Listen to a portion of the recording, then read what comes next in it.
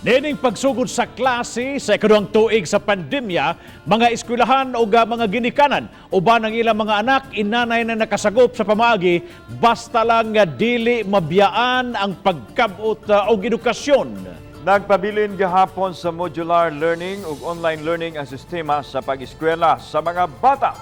Sa ira nato ang sitwasyon sa pagbukas sa klase sa Cebu City, pinaagi ni ining report. Sa Lahog Elementary School, hapsay ug hanay ang pamaagi sa pagkuha sa mga ginikanan sa ilang modules sa mga anak. Nakaschedule ang mga year level ug unsa usab nga oras moadto ang mga ginikanan aron malikayan ang panagdasok. Siyempre, gipatuman ang basic health protocol sa pagsulod nila sa tuhan, ang paghugas sa kamot, temperature check, ug ang pag-fill up sa contact tracing form.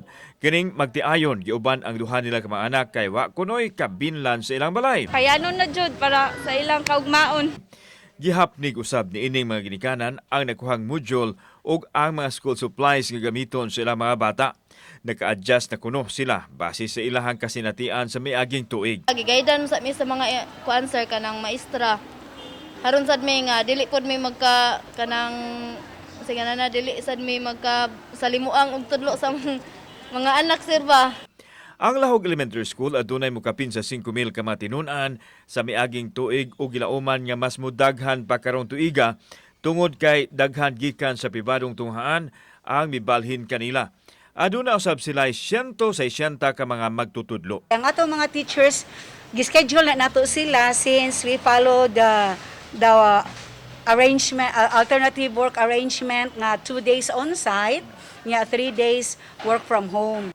Samtang nangabot usab ang mga modules gikan sa kauduhan nga ginakdang iapod-apod sa DepEd Region 7 sa mga divisions sa Cebu Island. Amo ging schedule karong adlaw 5 ka divisions kay aron pod na maka-observe tag social distancing. Kauban si Cleofer Lumayag, ako si Alan Domingo. Balitang Bisdak.